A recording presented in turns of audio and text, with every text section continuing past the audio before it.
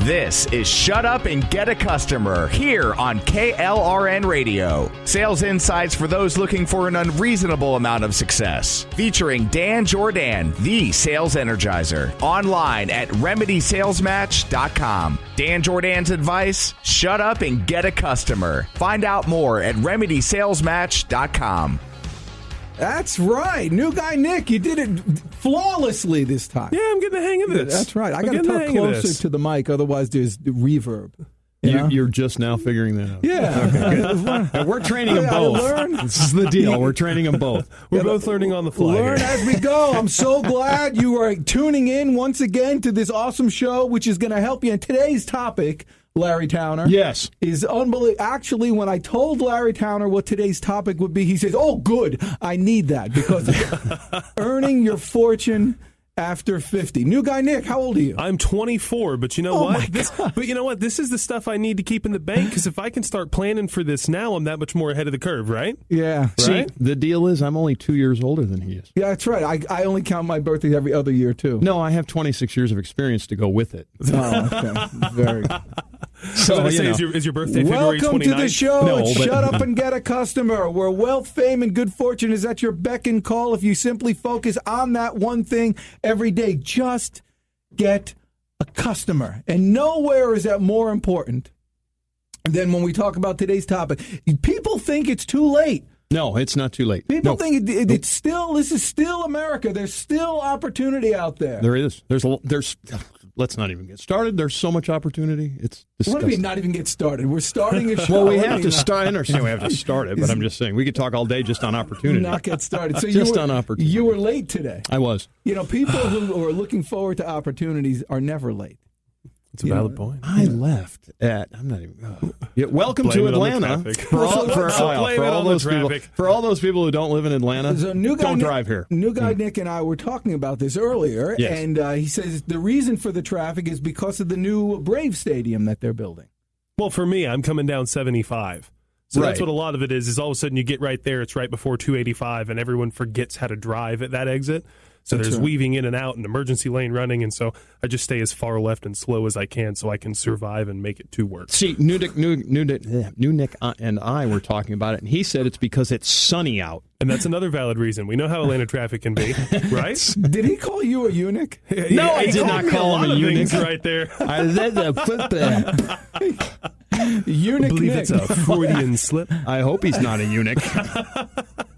All right, well, Eunuch Nick, so we were talking, and then what happened was I came to the realization that the Braves, while they threw their last pitch at the old, what stadium was it? The Turner Field. Turner Field. I was about to say say Fulton County Stadium, but I just realized I haven't seen a pitch all season. I missed the entire base. Is it still going on, by the way? No, it's over. Well, we're in postseason. Well, postseason, yeah. Oh, okay. But the regular season's done, which for the Braves means no more baseball. Isn't that crazy? I don't know, because you know what happens? Life happens. You get busy. Very good point. Life happens, yes, and does. You're 24. You married? I have a girlfriend, and yes, basically I'm all but married without the ring on the finger yet. Oh, really? Yeah. Do you live together? Yes. All right. So here, this is a family show here. No, so my question is, why don't you get married? Huh? Why don't you get married? In the process of, got to get funds and other things together for that first. Well, but you're living together first. It just worked out that way. Well, why don't you just get the piece of paper? That's a good point. There's tradition involved. If it's just that's more what it is. Right. Well, I think the tradition is get married before you live together. Unless that's changed, I don't know. We're millennials. Yeah, things so are you're allowed different. to do anything. Things are different. Okay. Okay, so anyway, we're off topic. Let's get off this topic. Well, here's the thing. No, this is good because this is a good point. How did you handle that with her father? I'm sorry? How did you handle that with her father? When? Did he have anything to say about that? No, not necessarily. All right. You're just trying to find out how you're going to deal with it when your daughter gets to be in that situation. There's some more details to it. I'll explain to you off the air. Yeah. Make more sense. We're digressing. Let's go back and get customers. I guess he didn't have a problem. Given that he's eunuch Nick, it wasn't a problem. So, ladies and gentlemen, you know what it's time for? It's time for the Jim Rohn quote of the day. The Jim Rohn quote of the day. Oh, and new guy is there with the Rocky going. Got it. Here it is, and it's a good one. Ready? How long should you try? The answer? Until. Just until. This is like when you have one day, new guy, you're going to have a child. And it's going to be a little baby, and it's going to be all mushy and all that stuff. Then one day it's going to crawl. And then one day it's going to try to walk. Now, what if, new guy, it's 2 years already? Kids usually walk around 1, 18, 6. 10-4. Something like that. Yeah. But what if it's 2 years and the kid doesn't walk yet? What if it's 2.5 years and the kid? What do you say to that kid? You say, hey, you know what? Good try. I mean, it's not for everyone. No, you don't say that. You look at the kid and you say you're going to keep on trying until you walk. That's right. Valid point. And then one day, what you don't know is that she's going to move in with her boyfriend. Never mind. Okay. I'm going to do all that stuff. People change. Like the life happens. And things change. Here's something I learned this weekend. Yes. I found that they still make Cracker Jacks. They still make Cracker Jacks? Yeah, of course they do. But they don't come in the box anymore. I know, they come in a bag. They come in a bag. It's so disappointing. And, and any time you give them to somebody who's over 40 years old, they all say the same thing. You know what they say? I don't like the prizes anymore. That's exactly what they say. The prizes stink. They do. Because they used to be really cool. They used to be little things that you would like. They were like toys. They were toys. They were little, whatever. There were lots of different things. Now they're stickers. Yeah, they're stickers. Yeah, and so they're the leftovers from the Chinese factories. Right. And, and I think there's I never thought about it that way, but yeah. Anyway. All right. So anyway. So here's the thing. Yes. Given that everybody's getting older, and a lot of people over 40 have these recollections and they think, oh my gosh, my time is past. I'm done. People think they could earn all their money up to about 30 or 40, and if they haven't hit it by then it's just, we have to accept where you are, and it's just a downward slide from there. You know what I say to that? Garbage. Total and utter garbage, new guy. Okay. And don't think you got much time. Actually, if you can do it by the time you're 50, then you're good to go. Why don't you do? If you practice these skills that I'm going to talk about on this show today now, by the time you're 50, you're going to look back laughing at the rest of them. You will. I don't even know what he's doing, but I know where he's going, and I know it's a true statement. I do. So here's the first thing you need for all you people who one day plan to be 50 and above. Which God willing, all of us. That's right. You see, hopefully that's everyone. You see, I learned this actually as a stockbroker. When I was a stockbroker, and I was a terrible stockbroker. No, you weren't. Oh, I was awful. I was very good at getting clients, but I could make you have a little money. If you started with a lot, I can make it a little. That sounds like the vending. That sounds like the vending business. You want to make $1 million in the vending business? Yes. Start with 2. That's right. It's easy. Start with 2. So, but the thing is, even as a stockbroker, we knew who our best clients was. Who's your target market? Your target market for us and everybody right now still is a male, 52 years old, who has his kids about ready to go into college. He's earning more money than he's ever earned in his life. He's reached the pinnacle of his expenses. His expenses are going to start going down. Yep. He finds himself flush with cash, and he's starting to think about retirement. This person is your target market because that person has all those assets. So if you're in that range, the first thing you have to do to understand how to earn your fortune is to recognize your assets. Recognize the things that you have that you didn't have when you were a pissant like new guy Nick at 24 years old. We don't know. He could have lots of stuff. I don't have a lot of stuff. Keep going. Keep going. So you're saying do an assessment of all the assets that you have. Yeah, but these assets are not just physical assets. These assets are you have experience. You do. That you did not have when you were 25. That is correct. You have connections. That you did not have when you were 25. That you did not, and not only that, but those connections are strong. They have life experience behind them. They have pain. They have success. They have commonalities, things that bring you together. People that like you, that want to help you. Yes. You did not have that when you were 25 and everybody on their own.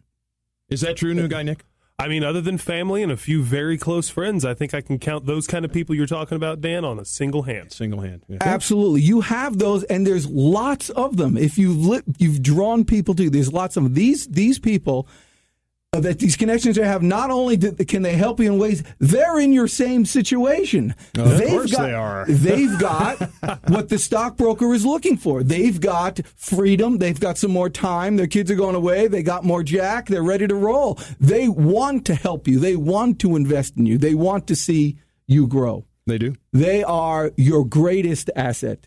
And it's something you only have at this age. Do not let it slide. And old guys like to help young guys, don't they? They do. Is that true? People it is true. Okay. Yes. Yeah. Right. Everybody likes to feel good that they're giving some advice. And the advice that you're going to get if you go to my website is astounding. Go to remedysalesmatch.com or just go to my email, dan@danjordan.com. Dan@danjordan.com. Yes. And ask me for this cold calling program that's of course, I'm not going to run out because it's in digital format, but it's something that's going to earn you hundreds of thousands of dollars and help you earn your fortune after 50. We'll see you after the break, and get ready to rock and roll. You're listening to Shut Up and Get a Customer here on Biz 1190 with insight for those looking for an unreasonable amount of success. Go to remedysalesmatch.com. Now on to the next segment. Here's your host, Dan Jordan. Did you ever play the guitar, new guy? I play the air guitar. I play a mean air guitar. How many times did you play the mean air guitar drunk and say, turn it up? Yeah. That's like the one line of that song. Isn't that everybody every time? Every single it's time? The one line that everybody knows. You know, that's one of those things you can see. You can relate. Actually, so I'm relating to a 24-year-old millennium, whatever you millennial. We did a show on millennials. Remember? Where's your sensitivity? I call them aluminums. I know. Yeah. Aluminiums. Aluminium. And we have you, Nick. First thing you have to do to earn your fortune after 50. It's I who's trying to keep you on track now there. Okay. Larry Towner. Yes, sir. So, sorry. First thing is what? First thing is know what your assets are. Including the personal assets, meaning your personal relationships and all the things that go along with your life that you've achieved to this point of day. Right? They're advantages. And yes. Probably one that's overlooked most often is all your previous accomplishments. Because things that you know that you've done already, you can say to yourself, I could do it again. And we tend to throw all those accomplishments out the door as if they've never happened. And they're little things, but you've got a job. Yeah. It's one thing. So you put that on a little sticky note or put it somewhere in a book or put it on your mirror or somewhere like that. And every morning when you wake up, boom, you see some points on the board. I did that. It just gives you more energy to know you can do something else.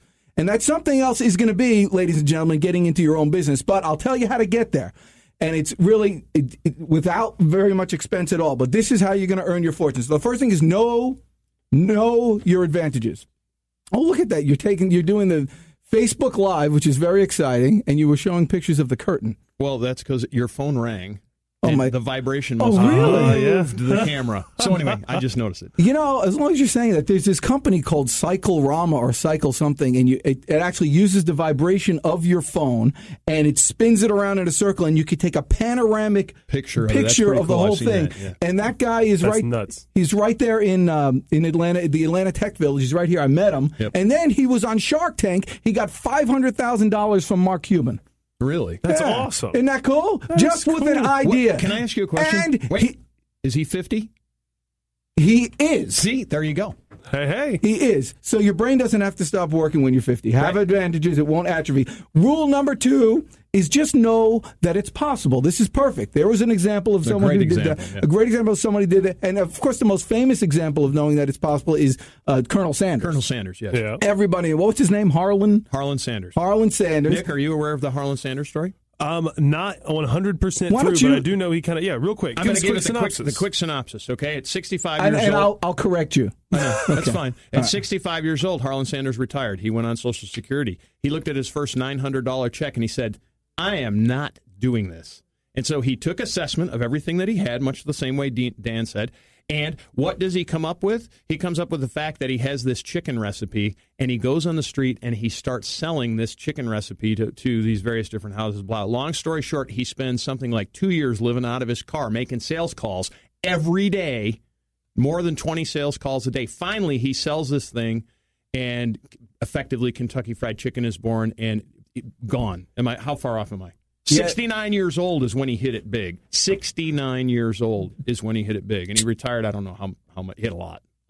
Two things I'll just add to that, but that was good. Yeah, that's all right. But the reason why he retired in the first place is because he had a successful restaurant, right? And it was a real nice place. But during that time, they started building something called highways. Yes, and they built the highway in an overpass, and he just passed by his place, and he lost all his business almost overnight. So that closed him down, and so he retired him because of that. But then he went selling it. But here's the thing: he went to like 1,100 restaurants. Yeah, it was a huge number. Before he sold his first one. Now, you would think after like 200, this thing ain't going to work.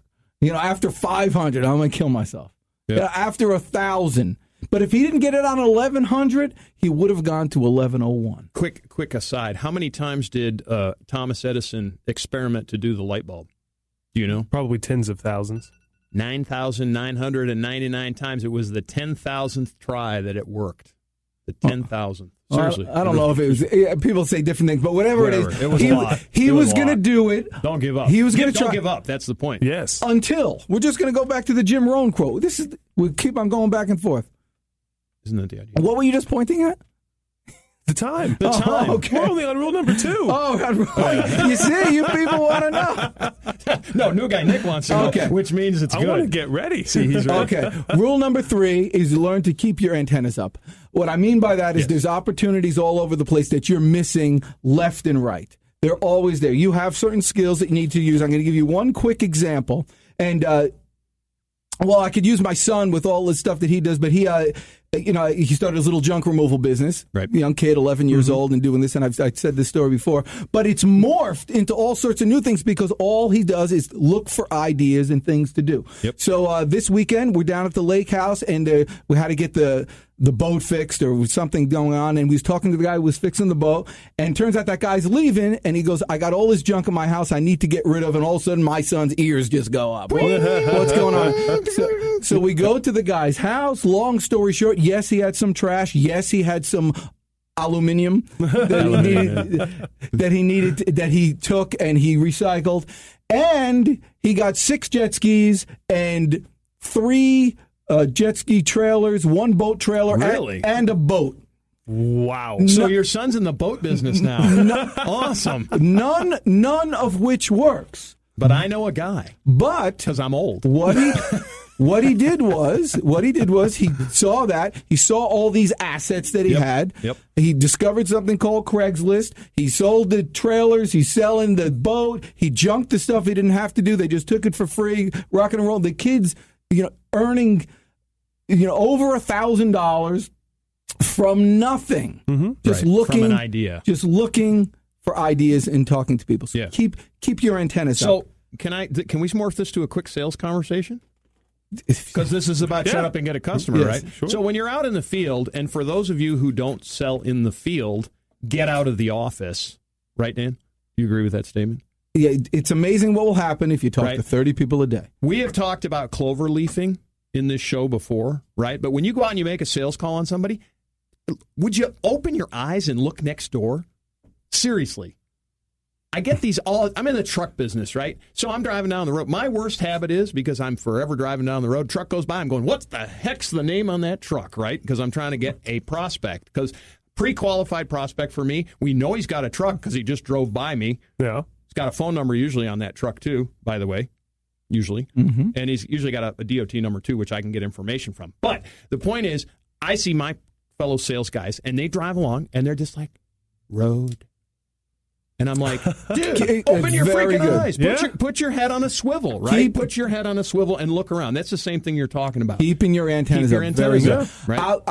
We're gonna do this on other shows too, because we're running out of time. And of course, send me an email, and I'll have a list of other business you can start. But I want to give you this one idea. There's something called Fiverr.com. Fiverr.com. Fiverr.com. I get no money from them to do this.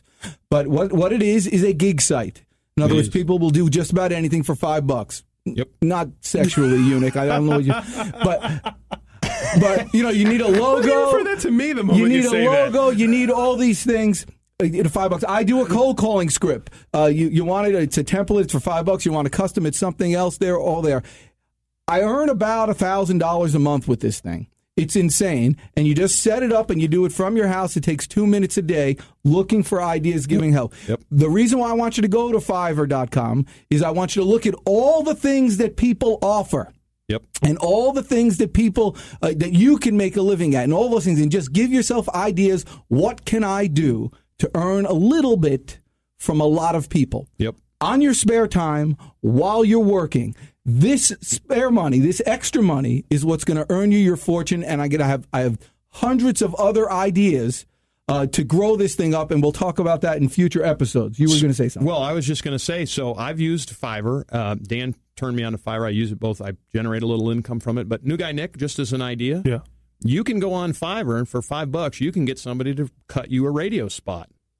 Do you know anybody in the radio business, New Guy Nick? Do you know anybody with a production facility in the radio business, New Guy Nick? Not a whole lot of people. Jeez, you know? There you go. You can pay me later, by the way. It's okay. I'll take $5. It adds up. All right, you know what? Did you take card? You know what we didn't have time for this time? With the sales story? The sales story of the week. You can do the little bumper music. And now the sales story of the week. It's a good story. I don't want to spoil it by just getting a little. And that's true. When you give a presentation, always give your best presentation. Always. Every time. You never want to say I'm in a rush or thinking about the next sale. Don't do that right now. So I'm thinking about you, the listener right now, because you are my customer. You're going to come back next week and tell your friends to listen to Shut Up and Get a Customer, right? Yes, sir. Yes. All right, so you go do that. In the meantime, go remedysalesmatch.com. Remember, wealth, fame, and good fortune is at your beck and call if you simply focus on one thing, getting a new customer. Focus on that. Right, Larry Towner? 10-4. Okay, New Guy Nick? Yes. Good shot here. Yeah, you did well. We gave you a new nickname and all that stuff. Let's hope that one doesn't stick. Oh, it's gonna. It's very good. It's gonna be on your next T-shirt made, buddy. On your next show. I'm going to Fiverr Really right appreciate you listening. We'll see you next week. I'm the Deej for Larry Towner and New Guy Nick. Rock and roll. You've been listening to Shut Up and Get a Customer with Dan Jordan, the Sales Energizer, your source for insight in business, sales, and life. Connect online at remedysalesmatch.com. And remember, good fortune is at your fingertips. You just have to focus on one thing. So shut up and get a customer. remedysalesmatch.com.